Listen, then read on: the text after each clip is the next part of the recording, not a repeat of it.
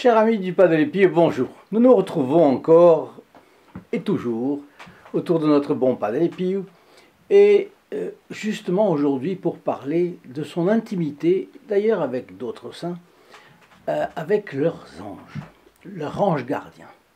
Eh bien, le saint Pas de l'Épi était en liaison étroite, directe, visible avec son ange gardien.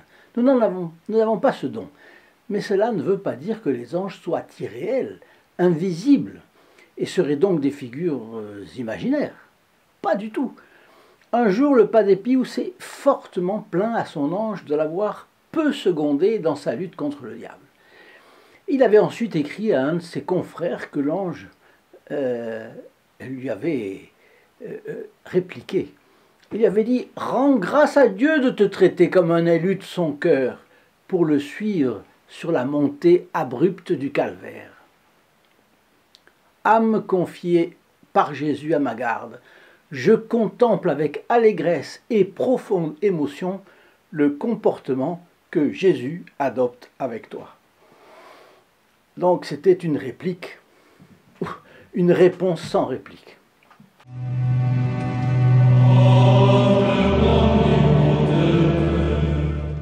Je continue dans un instant, mais d'abord, vous découvrez cette chaîne.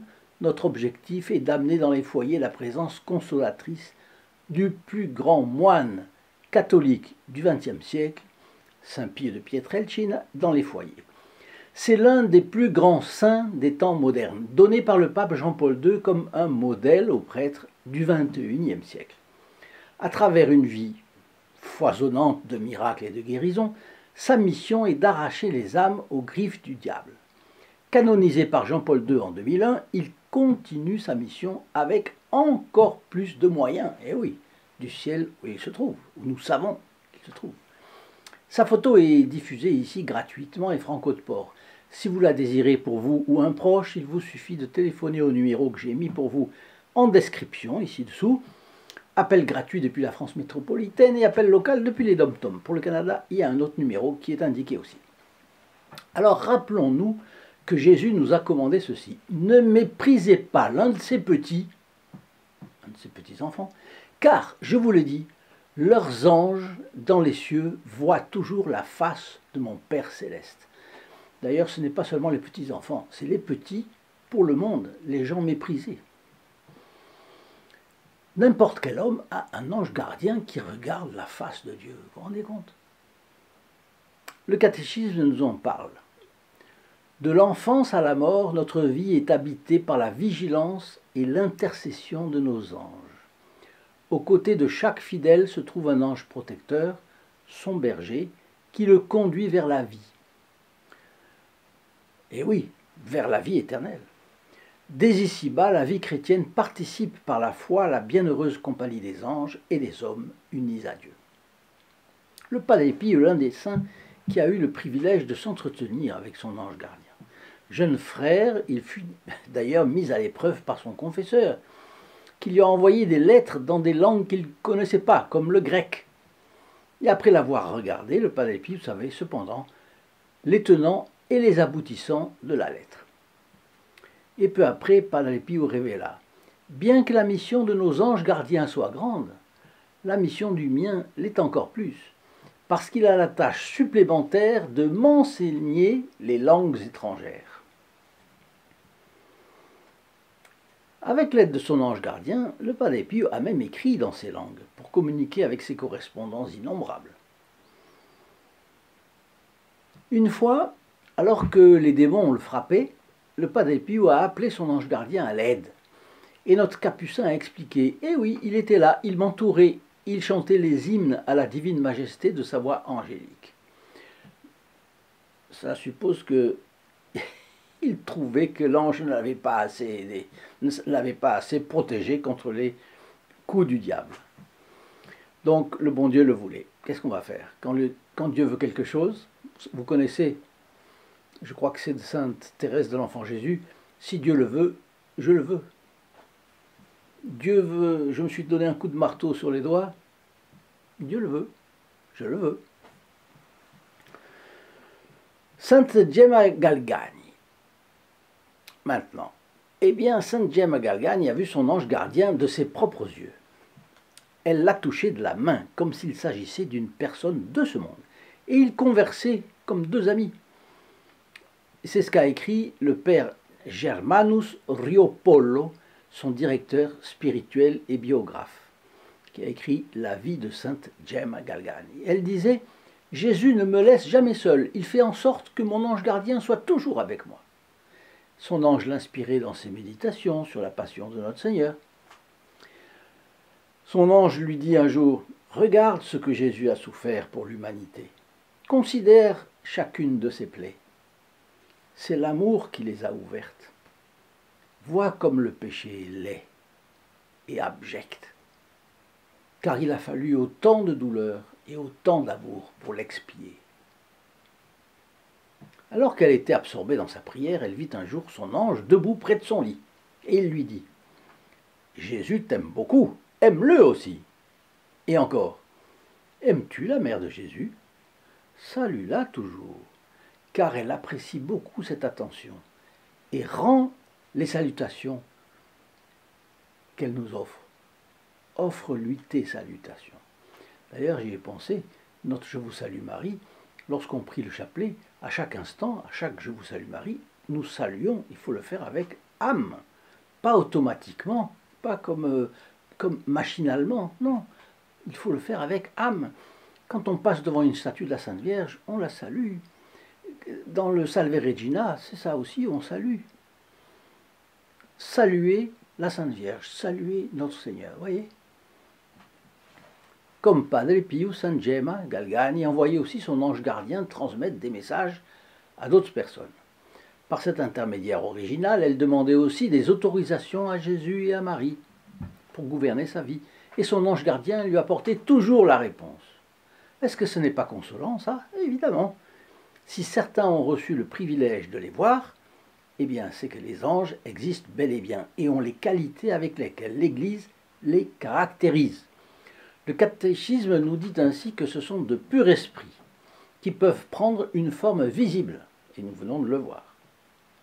Les anges sont supérieurs aux hommes, car ils ont une intelligence beaucoup plus haute et des forces beaucoup plus étendues.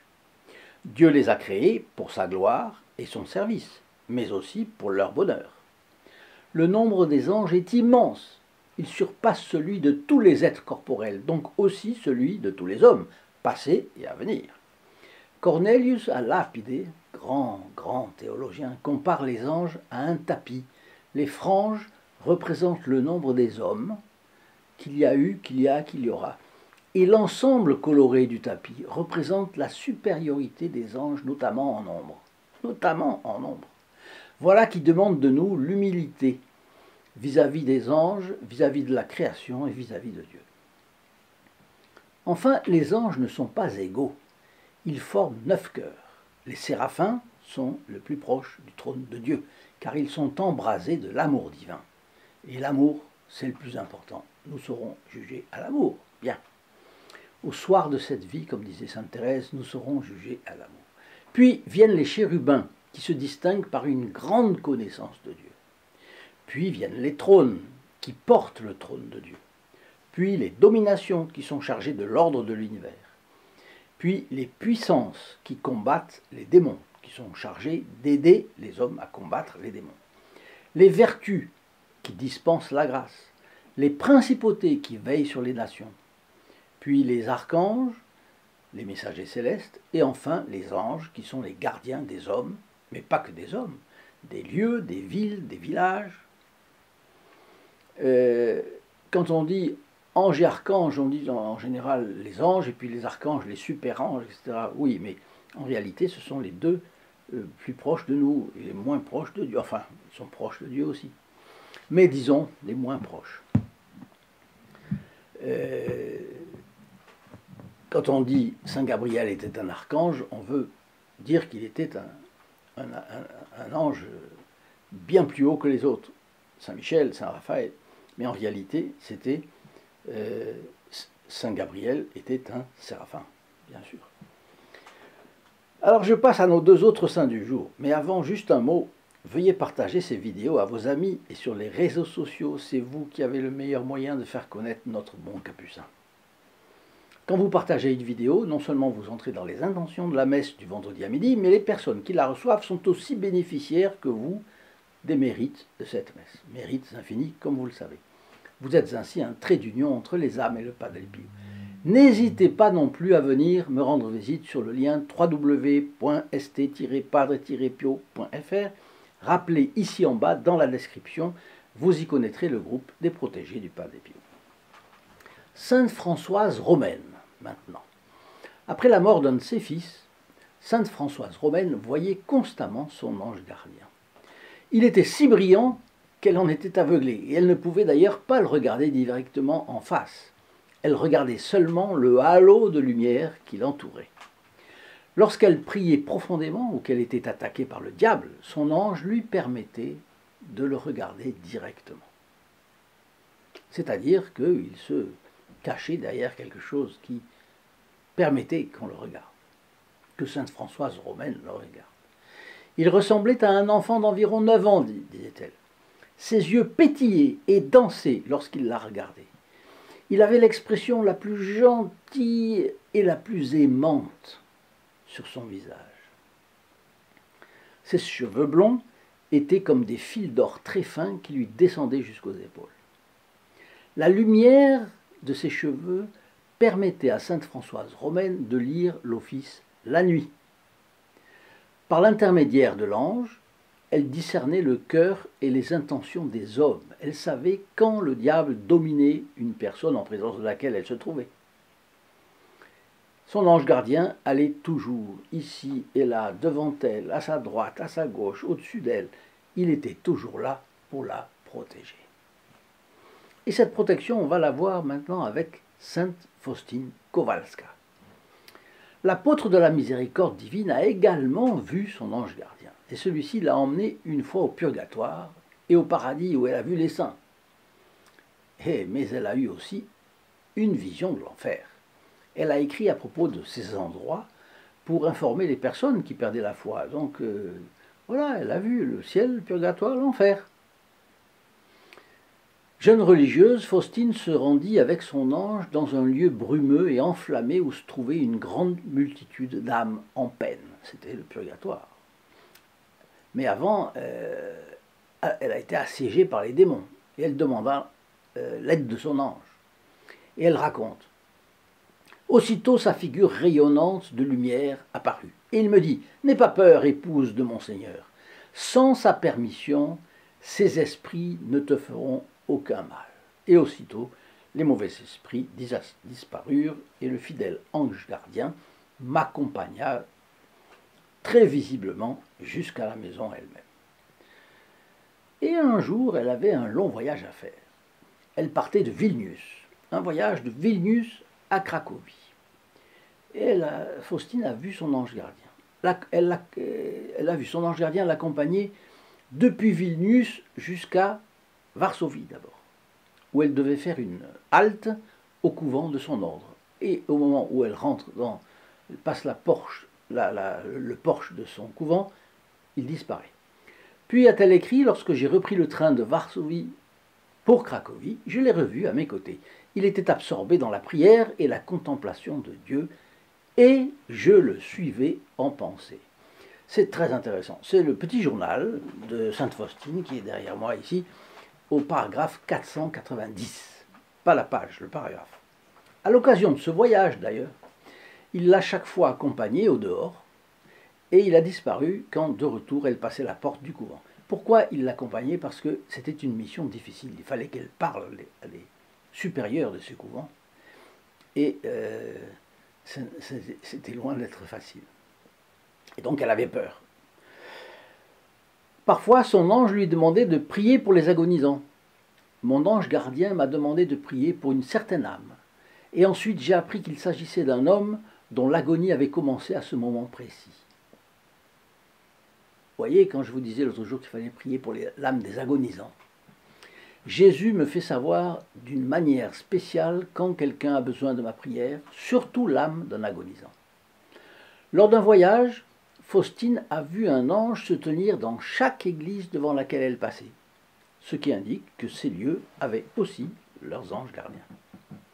Petite parenthèse, si vous avez aimé cette vidéo, n'oubliez pas de le signaler et de vous abonner.